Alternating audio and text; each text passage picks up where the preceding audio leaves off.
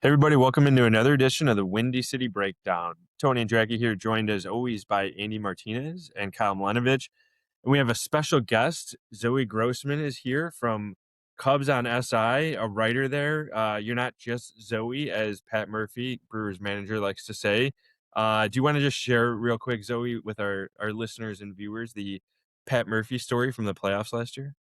Yeah, that was very interesting. I knew he was an eclectic, eccentric guy, but yeah, I was maybe 2 minutes early to his press conference, so I thought I was early, but apparently I was late. And yeah, he made me stand up and introduce myself. Um, yeah, I was trying to sneak in, and he did not want me to sneak in, and he said, "Stand up. What's your name?" And I said, "Zoe," and he said, "You're not just Zoe." Um, and yeah, that was that was my first ever interaction with him, and it's stuck with me.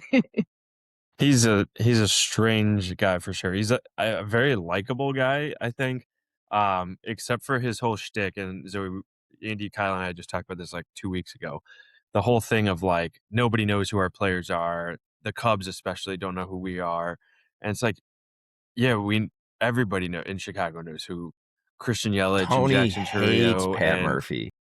He does I hate just Pat hate Murphy. I hate that shtick. It's the dumbest shtick. It's terrible leadership, it's terrible coaching, and I just don't understand like what the point of it is. It's so old. If I it's just I terrible, don't but get it. hold on. If it's terrible, but they're winning, clearly it works. It's not terrible if it You're works. right. You're right. Like It well, they're but they're like the one they're that winning should divisions.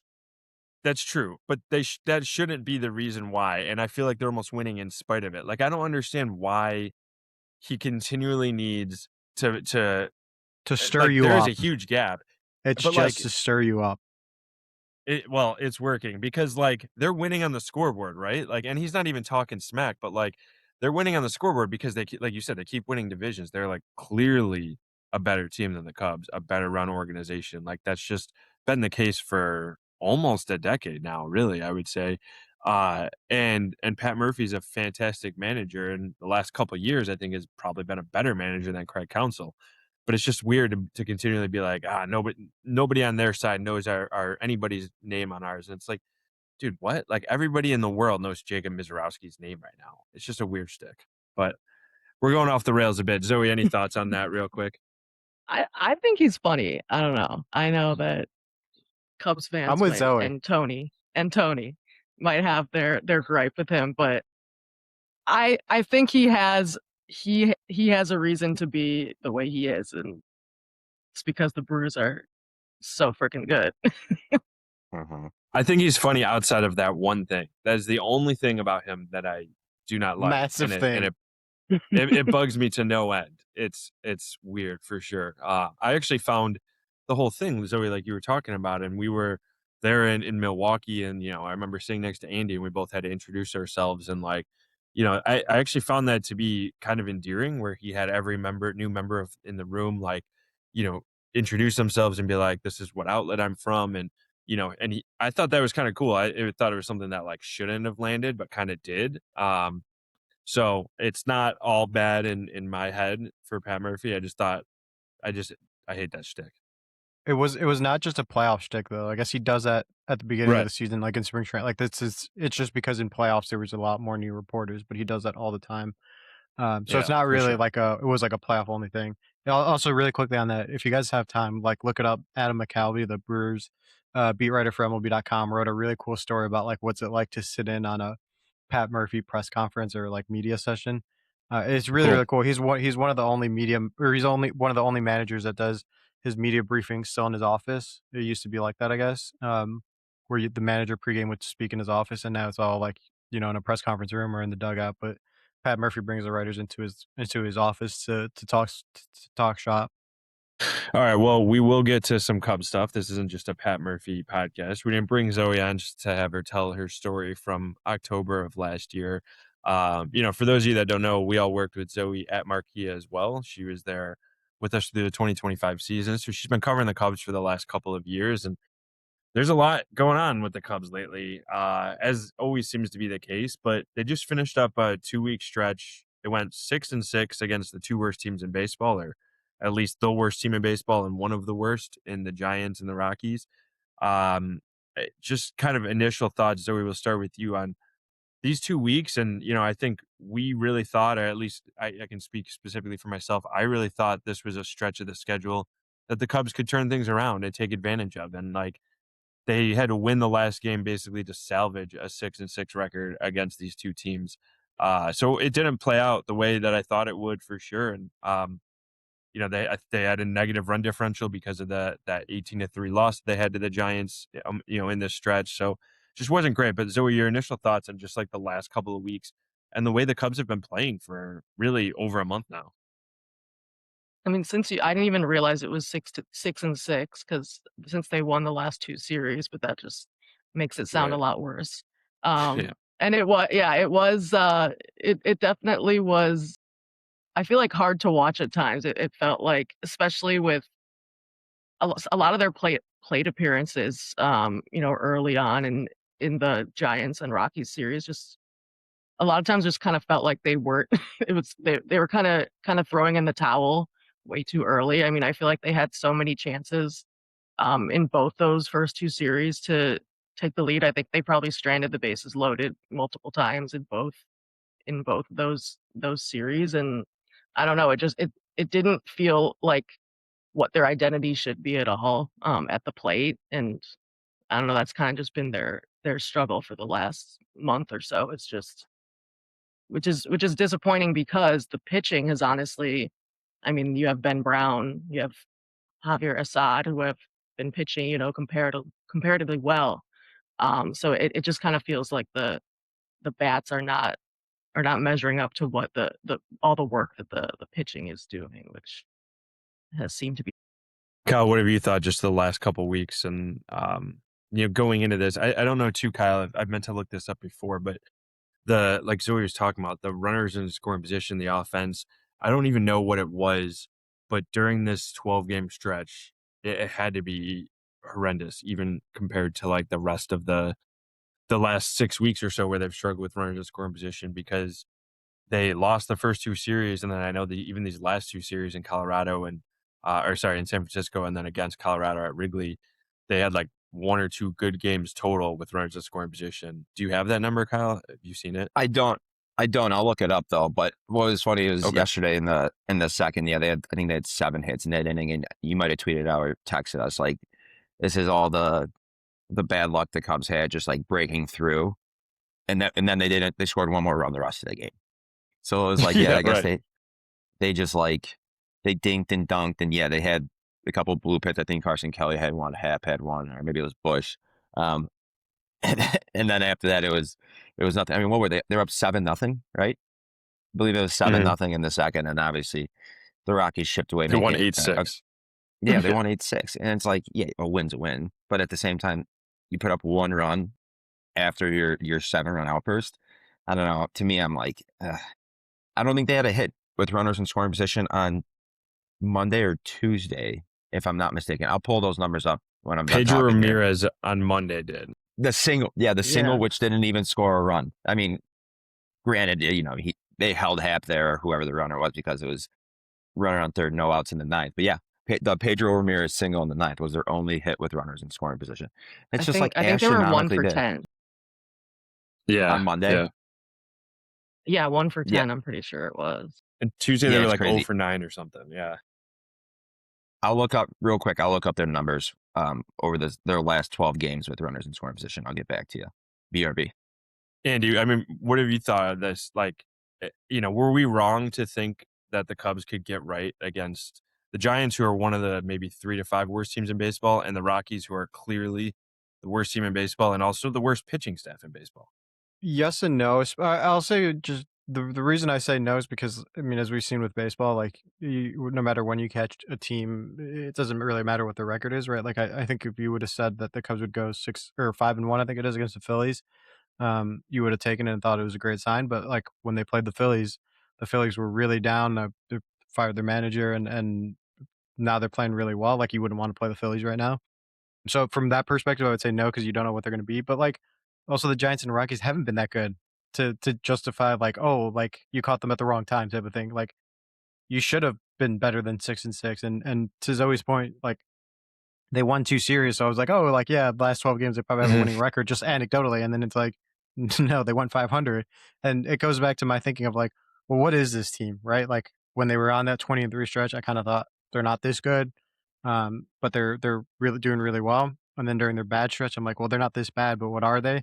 And I'm starting to think like they're kind of like a barely above average 500 team, and maybe that's kind of like a bold take, but like we're almost halfway through the season and they're just over 500. So like at some point you are what your record says you are, and maybe you're not a 20-3 team that's going to be a threat to the Dodgers in the playoffs.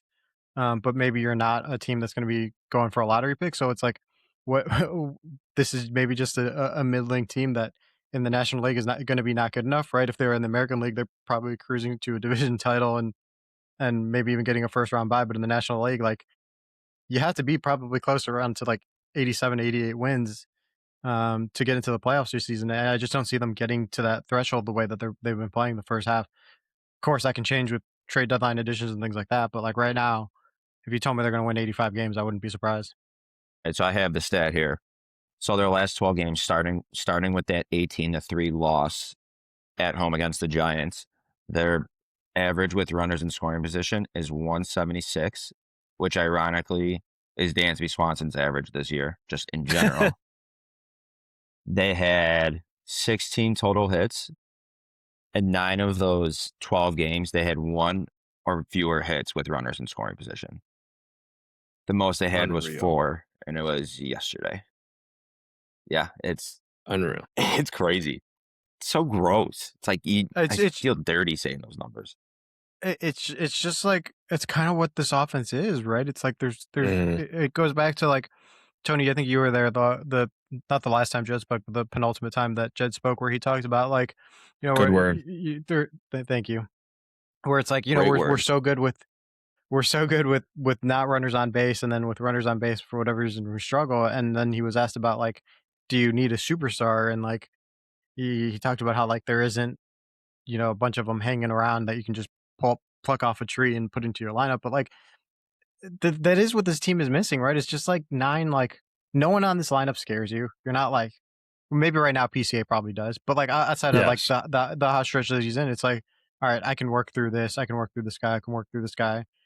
You might give up some traffic, but like you don't really fear here comes the game-changing 3-run home run, or here comes the game-changing grand slam. Like that just doesn't happen. And maybe that part of that's like slight regression on Michael Busch's part, or having to hit PCA in the top of the lineup where maybe he's not getting as many turns with runners in scoring position to do damage. But like there's just no fear in this for opposing pitchers from this Cubs lineup, at least from my perspective.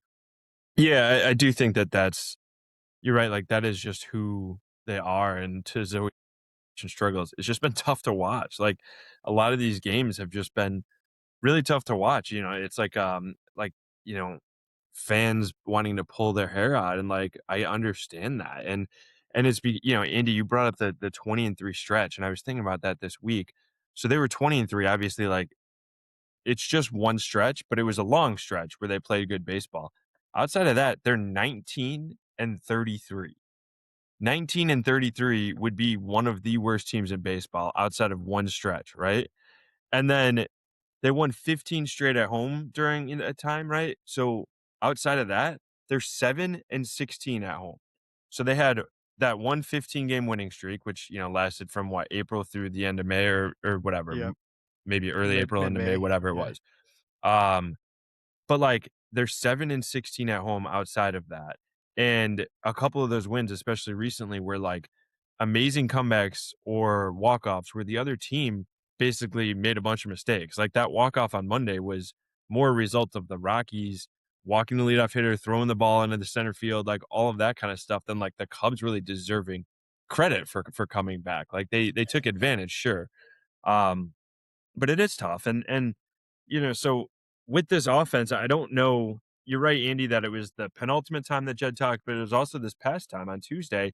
He talked about the exact same thing. The Cubs with runners on first base or bases empty are like an elite offense, and runners on second or third, or, you know, guys that score in position, are essentially Dansby Swanson at the plate this year. Zoe, how do you fix that? How do the Cubs fix that? And I know the answer is we don't fully know, because if they knew, they would fix it. But like, what do you think's going on with this? Like, how can it be one of the best offenses in baseball through May 8th, and then since May 8th, and 6 weeks since, they're arguably one of the worst offenses in baseball? Like, how does that happen? I mean, I've seen people talk about this like on social media, but at this point, you have to wonder if it's just like hitting philosophy. Like, I don't know. It feels like this has happened to them like every season at one point for like whatever the past 3-4 years. I don't know. Um, and I don't know. Like, pitchers figure them out and they can't adjust. I mean, during the 20-3 stretch, yeah, they were hitting everything, and opposing teams didn't have an answer for them. But I think that the league pitching has adjusted to them, and they can't figure out how to, when they go up to bat with 2 outs and runners on second and third. It's almost like they don't see it as what it is, and it's kind of hard to understand, like, or it's hard to explain. But it seems like it's just a philosophy issue that's kind of deep rooted in the Cubs offense for the past few years, and it doesn't matter who you stick in there. I mean, now it's this year you have Alex Bregman, who it's typically a great hitter, but now we have to watch him pop up or ground out with runners on second and third. It's not the kind of hitter he is, but suddenly with the Cubs, that's the kind of hitter he's become. So you have to wonder, is it systemic? I don't know. That's kind of what it points to for me. To your points though, right? Like 2023, that Cubs team finished a game out of the playoffs, right? And if they don't have a May swoon where their offense just disappears, they're probably in that playoffs that year. And that was kind of the first year really where there was a big offensive slump for a long period of time. It was that May to June stretch. Wait, And then Tony, 2024. Tony, you got a huge echo, excuse me.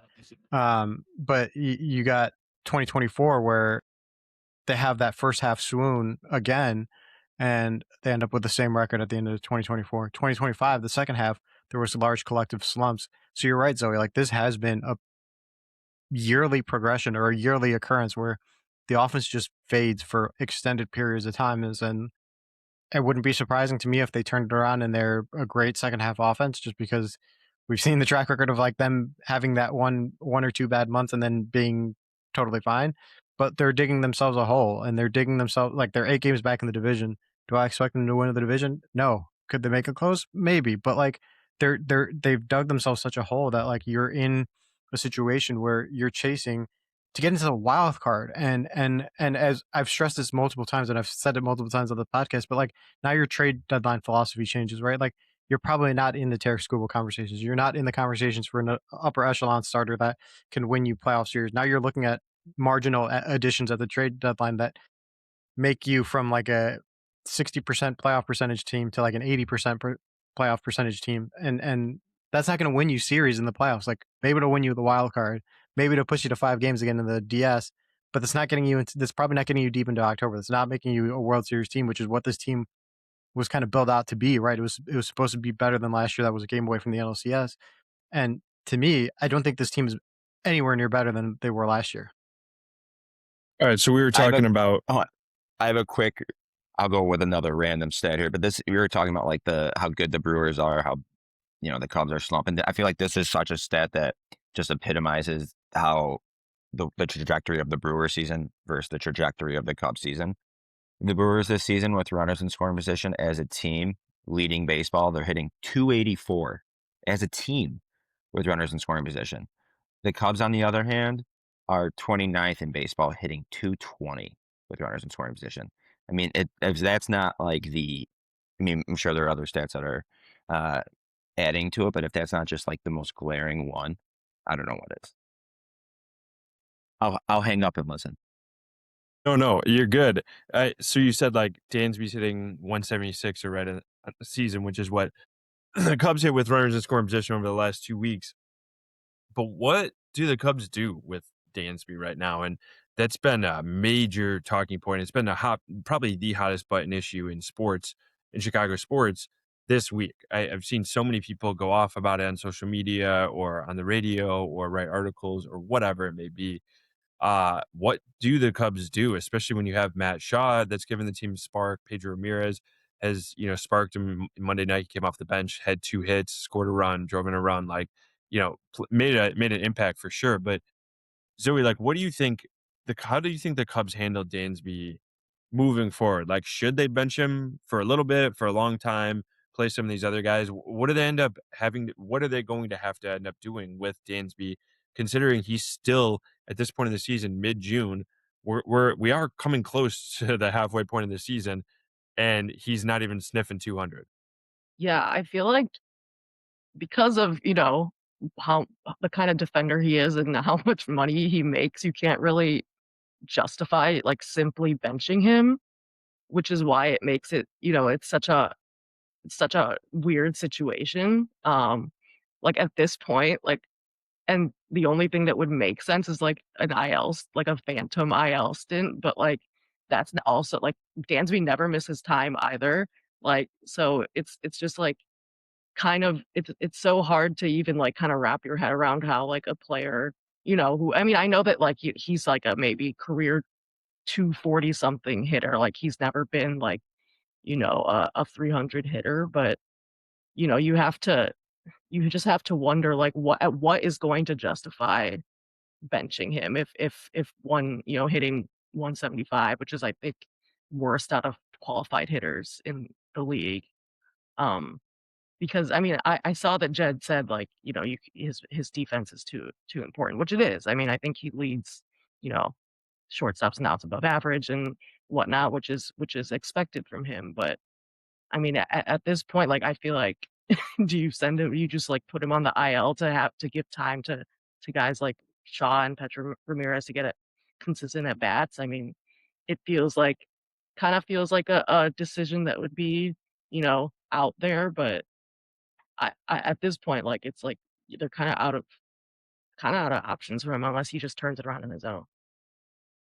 Yeah, I mean, that's what's got to be right. Like, he's just got to figure it out on his own because, I mean, I think he did get quote unquote bench, right? Where he had those 2 days off right before the road trip. That's kind of been the last ditch resort for Craig Counsell when players are slumping, right? Where he gives them the mental days off to kind of try and fix their swing. He did it with Ian Happ earlier in the season. He obviously did it with Dansby Swanson, but like, they're not gonna. Yeah, you're right. Like, you're not gonna bench your highest paid player or one of your highest paid players, and your defensive leader because your team is built on run prevention. Now, yes, the part of the game is also run scoring, but like, you take away Dansby Swanson. I know Nico Horner's a great shortstop, but your second base defense maybe takes a hit, and that up the middle defense has that trickle down effect. And we're going to talk about the pitching staff, and we're going to talk about some other things, but like, this pitching staff is very much predicated on defense, right? A lot of guys that pitch to contact and have the ball in play. You want Dansby Swanson in there because he might go over 5, but he's probably going to save you at least 2 or 3 outs a game that kind of, I don't want to say like make up for it, but like they negate that hit a little bit. And so like, that's why it's just so hard to just say like, yeah, just bench him and we'll figure it out. Because Pedro Ramirez might go 1 for 4, Matt Shaw might go 1 for 4, but maybe those 2 or 3 outs that the pitching staff gets from Dansby Swanson don't happen. So like, is that worth the trade-off, right? Is that one hit necessarily worth the trade-off? And maybe it is right now with the way the offense is going. Like, I see you shaking your head, Kyle, but like maybe the way the offense is going, maybe it is worth it. But like, I also think it's just because of the precarious situation that the pitching staff's in. Like, you kind of just have to ride with the defense and ride the defensive hand. Excuse me. I don't disagree with you. Shockingly, I think it's you almost kind of have to keep Dansby in the lineup. Like so he's hitting 176, but he has a 1.2 WAR, which is insane for that type of average. After what has he played 71 games? So it's like he's obviously providing value to the team, and yeah, it's 99.9% in the field. But I mean, you're also paying him 177 million. That's tough to put that type of check on the bench. Another thing that kind of stood out to me, and I mentioned it to Tony and Andy the other day. So in 7 years with the Braves, Dansby's WAR was 14.9. In 4 years with the Cubs right now, it was 14.9. It must have went down. It's 14.8 now. But like, still insane. It's like, is he I mean, this is kind of like, I don't know, you could read it however you want. Is he better with the Cubs than he was with the Braves? Or is this just the kind of player who he is? I mean, on the offensive side, his best season from an OPS plus standpoint was 115, which is, I mean, obviously he's 50% above league average, but it's not like astronomically good, right? He's never been some guy that is just going to like consistently year over year post like a 140 OPS plus. Like, you signed them to get some offense, but really to solidify the shortstop position. And yeah, like if he could, it's crazy to say that, but if he could hit 200, you'd be like, all right, I can deal with this for now. But he's hitting 176. It's like, oh God, it's like fucking John Lester up there right now. I think the money thing is honestly like too much a part of the conversation, and I think it's fair because you just look at the contract, you look at the guy's status, and you're just like, you can't put this money on the bench.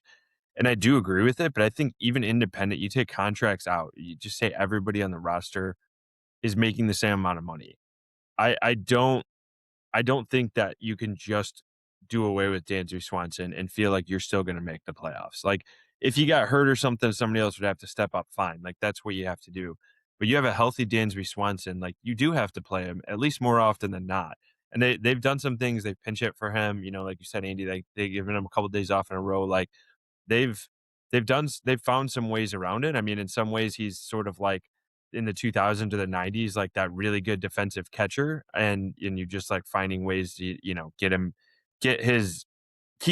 hide his bat in the lineup, so to speak, but like keep his glove out there, and that's really what I think it is. Like, remember we were talking about the playoffs, like that Padres wildcard series. Why am I blanking on the Padres manager? Schilt. Mike Schilt, thank you. Schilt said that like if you could hand out an MVP in the wild card round, which they don't, he would give it to Dansby Swanson because his defense saved the series, and it really did. It did, and like in October, down the stretch in the regular season, defense is huge, and the Cubs have still a rank in the bottom of the league in terms of at least starting rotation, like strikeouts, swing and miss stuff. Like, they put the ball in play, or opponents put the ball in play off of them. They need their defense. They can't just run away and hide from Dansby. And also, as you guys have brought up, like, this is a guy who is a 240 career hitter and has hit every other year in his career. It's a bad stretch so far, and a historically bad start to the season, as we've seen some of the stats already with it. But chances are, like, even if he has his worst year of his career, like, what is he going to hit? 220, 230, right? Like, I highly doubt that he finishes the year hitting 176. It's possible, just unlikely. That being said, though, too, it's like I feel like the Cubs have found ways to get some of the guys like Pedro Ramirez or Matt Shaw into the lineup when they are providing a spark. And we've seen that. I mean, Shaw, I think, got the big hit last night, Thursday night, to really get them going. That triple, he hustles in the third. Like, he had a big hit on Monday. Obviously, Pedro Ramirez did too. Like, I think these young guys are performing, and maybe there's a situation where, like Dansby homered last night, Wednesday night rather. Sorry, but like, I mean, Kyle, you posted it was only a homer in Wrigley Field. 29 other ballparks around baseball. That's not a home run. Like, he got a little lucky. Yeah. The wind helped him out maybe a bit, right? Some luck is coming back to him. He's owed a little bit more, but the Cubs can't run and hide from Dansby. And I understand fans' ire. They can't run and hide from him at this point of the year. I have Zoe, I want to go ahead, Kyle. Real quick on the Dansby front, just to put a cap on this conversation. I've seen some people on Twitter ask what's the worst contract, his or Jason Hayward. I don't know if you guys had any thoughts on that. I understand Hayward's. the conversation. Yeah, I mean, it has to be Hayward's, right? Like, and it's great guy. I don't know. It's like he From a 184. performance standpoint, yeah, it's He Hayward. posted a 9 WAR in 7 seasons, and Danby's already has was it +5 on the WAR side in 4 seasons. So yeah, that's what I thought. I mean, I'll shut up and listen. I'll say, yeah, performance, like purely performance, it's not even close, right? It's Hayward, but like during that Hayward era, they have as many World Series wins as the Cubs do have playoff series wins under Dansby's. So it's like, which era would you rather have? Yeah, like, yeah, that's my counter argument to that. And only one of them has given the speech that helped them win that World Series. So Exactly. yeah. Well, speaking of speeches, I'm sure Alex Bregman is giving a bunch in the Cubs clubhouse. Known leader, big, guy behind the scenes. I'm being a little facetious here. I actually like Bregman. I think that he is a really well-respected guy for a reason. And I've, been pretty impressed with the way that he takes ownership of stuff. But as you were talked about, Zoe, he just pops out or grounds out with runners in scoring position. That's just, he's a totally, totally different hitter with guys on scoring position than without. And I remember Monday's game, I felt like was a microcosm of, I think I'm just going off memory, but I'm pretty sure he had 2 hits and a walk in that game. But the only 2 times that he came up with PCA in scoring position because of his double and triple in the cycle, he didn't get a hit. And the only times he came up where PCA, had gotten picked off or had the sac fly before him or hit the home run, Bregman ends up getting a hit or drawing a walk, right? So it's like it was a perfect microcosm of his season so far. I was having this debate when I was at CHGO last week of Edward Cabrera and Alex Bregman were 2 huge offseason acquisitions. Everybody loved the moves. Everybody thought they were great signings. I don't remember seeing a single person, even the most negative fan online, saying that these were going to be bad moves. Which of these you guys do you think is the biggest disappointment so far? I know I have my answer. I'm curious to hear what all of you guys think, but Zoe, we'll start with you. Cabrera or Bregman as biggest disappointment, most disappointing signing in the offseason or trade, I guess? I mean, you probably just have to go Bregman. I from the moment it was announced, I mean, it was during the Bears playoff game, and the Bears were losing, and then the Cubs announce it during that game, and then everything good happens, and everyone's like, "Oh my god, this is gonna be such a good omen." And he was a premium free agent, and the Cubs wanted him, last year as well. Just seemed and also his defense at third, it just seemed like because the Cubs had so many struggles with that last year, it just seemed like the perfect fit. Um, and he's a great hitter too, and he has a great track record, and it seemed like there was no reason why, getting Kyle Tucker last year by a trade, but it just felt like there was no reason why he wouldn't immediately come in and make the team better. And I don't know, with Cabrera, obviously that was a trade. You give up Owen Casey for it, so it doesn't feel like as much of a trade-off as giving, Bregman a huge contract for him to, just be kind of disappointing this season. And I think disappointing is a way bigger letdown than I feel like anything else. I I agree it's Bregman, but my reasoning for why I think it's Bregman is probably different than if we go back. I think we had Jordan Bastian, we had Megan Montemiro in spring training on the podcast, and both said essentially told us what Craig Counsell, Tommy Howdeby, the Cubs had said about Edward Cabrera, which was whoa, whoa, whoa, taper down expectations.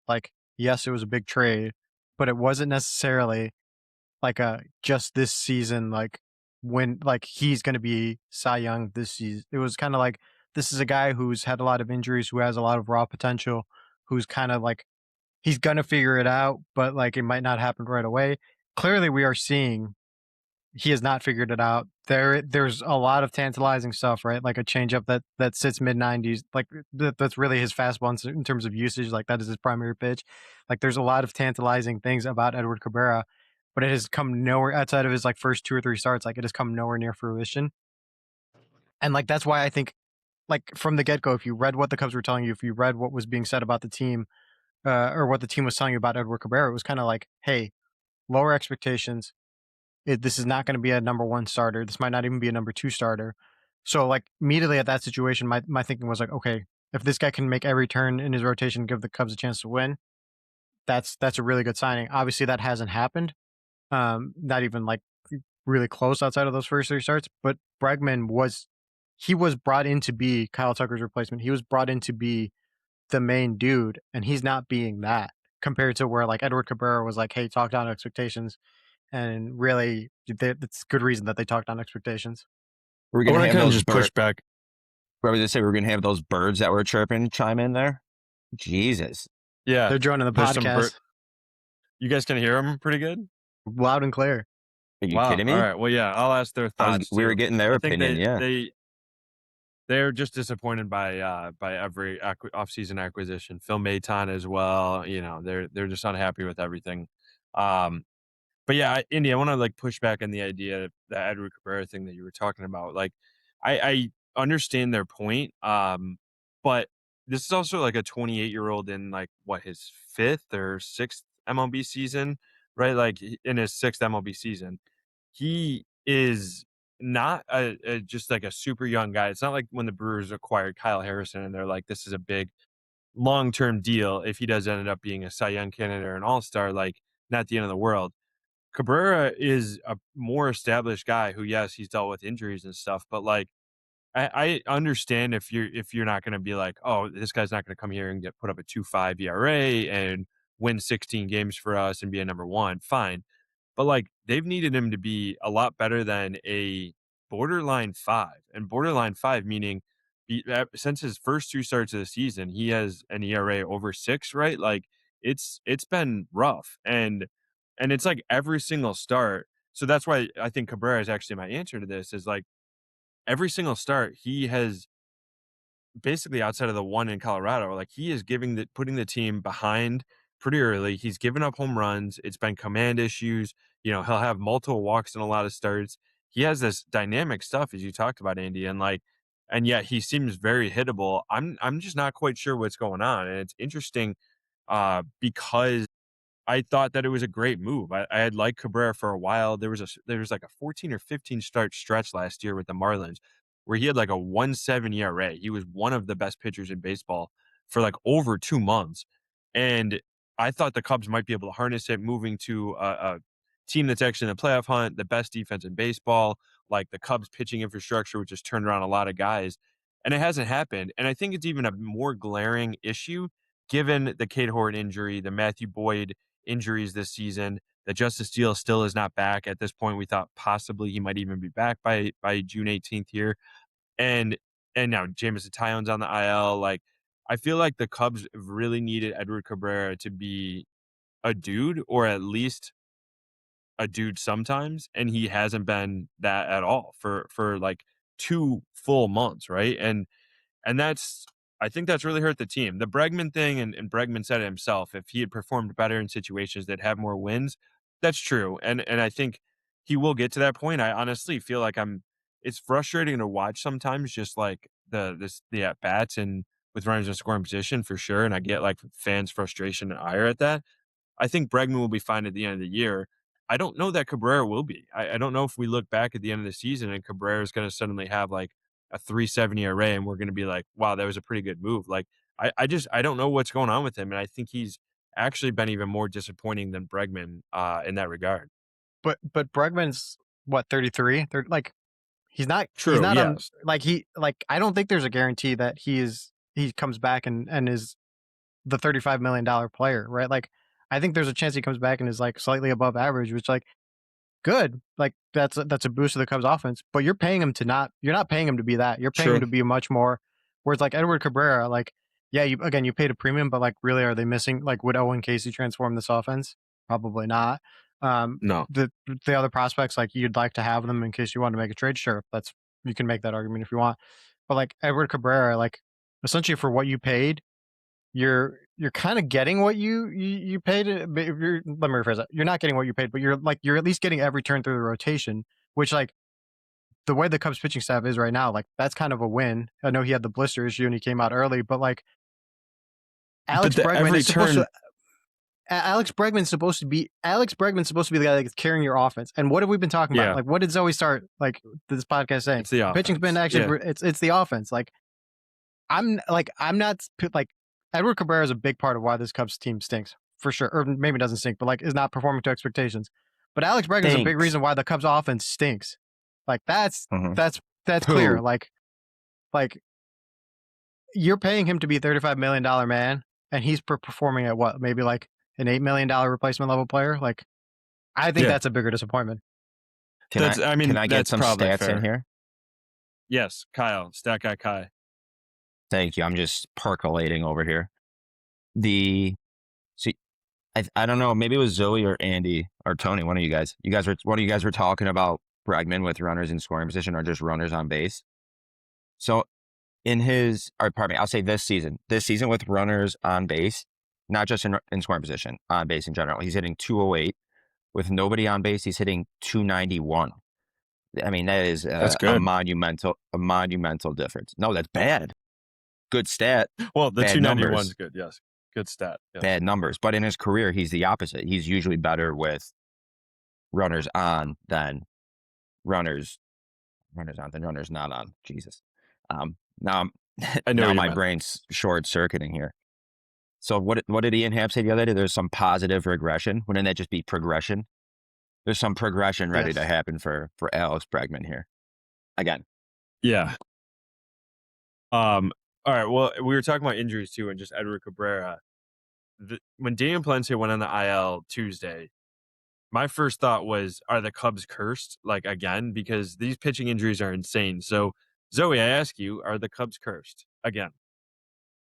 Yes, I would say yes. No, I mean, again, how do you even begin to explain what is even going on with the Cubs pitching staff and why there are so many of these freak weird. I mean, there's like Ethan Roberts who, what did it happen? A vent fell on his finger. Basically, yeah.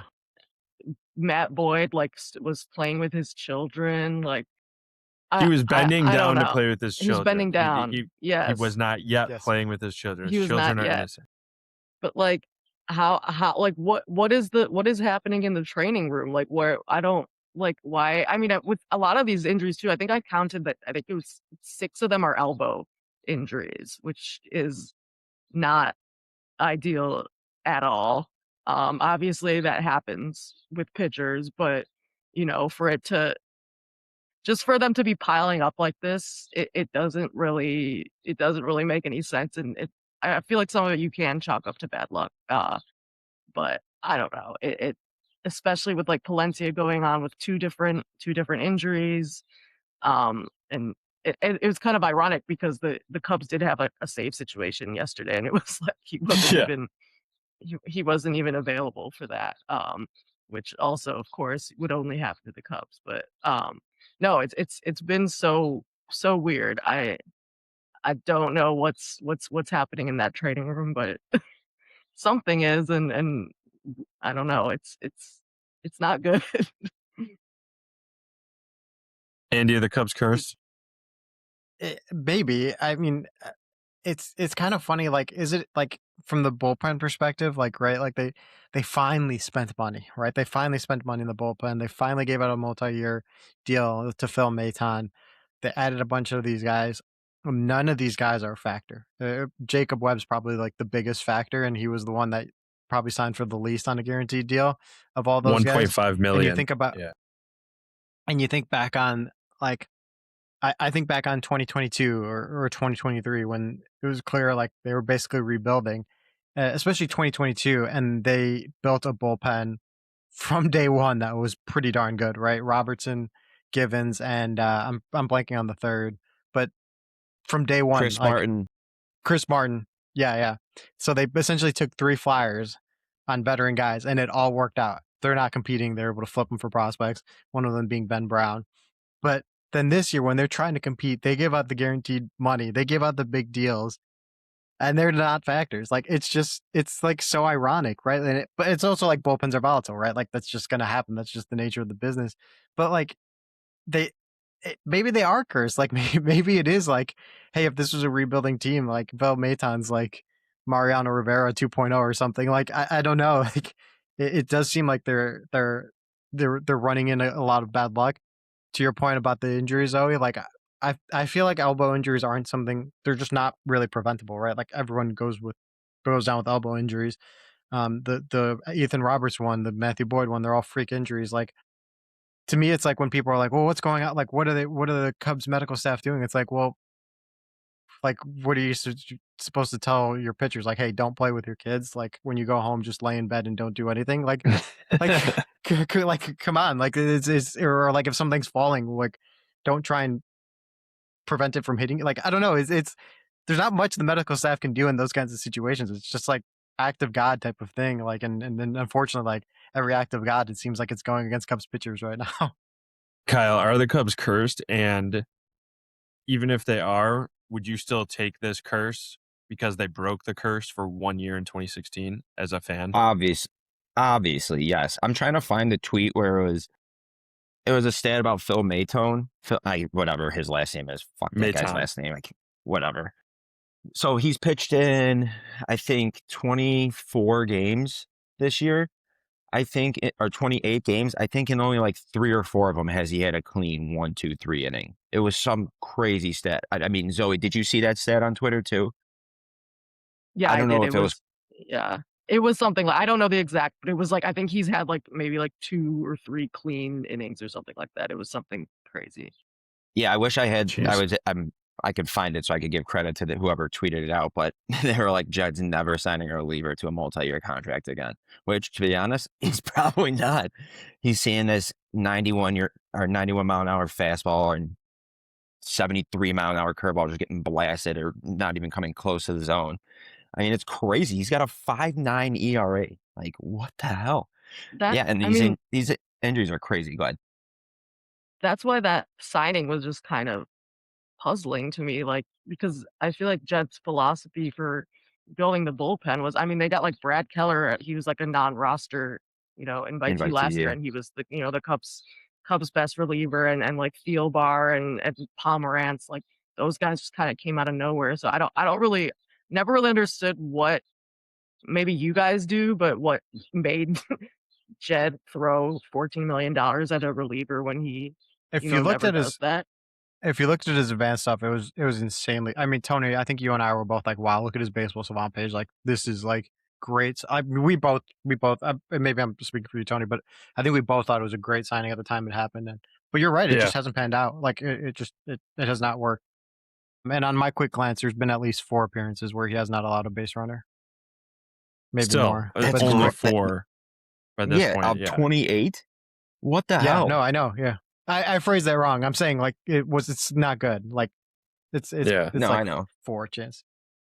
We speak That's Andy. 1 out of every know. 7 appearances. Yeah, it's not great. Yeah, no, Mass I guy. mean, it is interesting. So yeah, Mayton is the first multi-year deal that the Cubs have given to a reliever since Craig Kimbrell in 2019. And you're right, Zoe. Like it is a little puzzling to kind of look back with the benefit of hindsight being 2020. Like it was interesting. I mean, that being said, he wasn't getting the same level of money that a lot of these other relievers, big time, back end, high leverage relievers, were getting in the free agent market. So I feel like the Cubs just felt like they were getting a bargain and a guy that could help solidify and pitch the 8th inning. Ideally they wanted him to pitch the 7th or 8th inning, right? And now he's potentially going to be pressed into more. If he was pitching better, he probably would have been in the 9th inning last night. Instead, it's Jacob Webb, who's actually been pretty good the last 2 months or so. But yeah, it's basically all of the moves at the time that the Cubs made in the offseason. I was like, this is a great move, Mayton included. And now everything except for Jacob Webb basically is not looking good. And Hunter Harvey hasn't pitched since April 7th or April 8th. He has a triceps injury that he's been out for over 2 months with. I don't think and he's still we're not seeing even him this year. throwing. Yeah, I don't think we're seeing him this year. With a triceps injury, that's not an injury that you typically think is going to cost a guy a season. So, and he was more highly regarded, and it was a bigger signing than Jacob Webb when the Cubs got him. Everybody was like, this guy can throw 100 miles an hour. This is a really interesting move, all that kind of stuff. So it is interesting. It's interesting that the offseason I thought was like an A level, I would grade it as an A. We all gave it an potentially bordering on A+, and now it's like essentially just, it's either a pass-fail grade, and it's like clearly failing at this point in the season in June 18th. It's kind of wild. I guess we can all agree that Jacob Webb is the Cubs MVP this season. Well, from the offseason signings or acquisitions, absolutely. I do think the Cubs MVP this season, at least the last few weeks, has been PCA. It's been a lot of conversation, I feel like, recently, like PCA, should he be in the All-Star? He was only voted, he only got he was 14th in the NL among outfielders in voting. Zoe, is PCA an All-Star? Will he be in the All-Star game next month? Not next year. Maybe next year too, but. Oh yeah, I mean, he should be. He absolutely should be. I think the Cubs fans probably are. I mean, I think Kyle Tucker maybe has like 200,000 more votes than PCA, even though, PCA has been better than him in every metric possible. But that's just, the Dodgers are good and their fans are really excited about it, and they will vote for the players because they have a huge fan base and they are very excited that, their whole team is really good. And Cubs fans do not have that same luxury. I mean, PCA in the last, few weeks has been incredible, but the team has just been not good at all. And fans are not motivated to vote for anybody. I mean, I saw the Cubs posted, like vote Swanson yesterday after his home run, which I thought was. And you I mean, didn't? I know they probably have to. You didn't vote Dansby? It's kind of fucked up. But I did. no, I did not know. The comments were like, "We're not doing that." But no, I mean, it's just like he absolutely should be, and I think he will be. But in the fan voting perspective, I just don't. Yeah, it's Cubs fans are there's no motivation to vote. Yeah, that is interesting because like if it was reversed, right? The Cubs got off to a terrible start and then they went on that stretch where they're 20-3, and we're in the midst of that stretch right now when All-Star voting's out. It would probably be the opposite. It would be, Zoe, like what you're talking about with the Kyle Tucker thing. Like PCA would be in the top 5 in voting. All these Cubs would be up there. I think Nico Horner was like 9th among NL second basemen, which was wild to me. Because he's just trended down so much after such a hot start that his last 6 weeks have been terrible ever since he got hit in the head, right, Zoe? That's what they're saying. That's what they're saying. That's what they're saying. Some upset.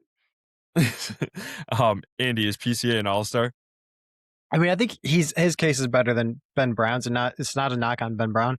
I just think because I think he is the All-Star because the Cubs have to have one and every team gets one, so I think it's PCA. I'm not trying to knock Ben Brown, but I just think the NL pitching situation is just so much deeper that it's going to be like, I feel like Ben Brown would take the spot of someone more deserving, if that makes sense. Like, not to say that Ben Brown isn't deserving, but like there's probably more names above him, especially given that like he's only been a starter for half the season, or half of the season. PCA just makes a lot more sense. Like he's having this. I think Kyle, you mentioned it before we started recording. He's on pace for 30-30 again. Like I think he just makes more sense as the Cubs All-Star representative. And I'm sure the league would love him. I mean, they love marketing him. I felt like it was like the PCA show last All-Star in 2025. Like the league would gladly take PCA as their marketing face for the All-Star game. Absolutely. Are you kidding me? Yeah, so he's on pace for 30-30. He would be the 4th player 25 years or younger to go 30-30. He would be, what did I say? There's been 18 players in general or in baseball history to go 30-30 in multiple seasons. So like, yeah, if you're on pace for those type of numbers, you have to be an All-Star. One PCA nugget that I think is very underrated with his offensive game this year is his ability him taking walks.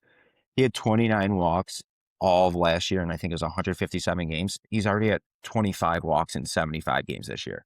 Just a complete adjustment from him at the plate, and obviously it's paying off. And you have the swing and miss, you have the chase, but he's morphing more into that leadoff role where he understands, like, yeah, if I get on base, I'm causing havoc no matter what, while still obviously slugging the shit out of the ball. So, I think he's most deserving to be the Cubs All-Star. And when Andy said Ben Brown was starting half of the season, I don't know why, but isn't that just 25%?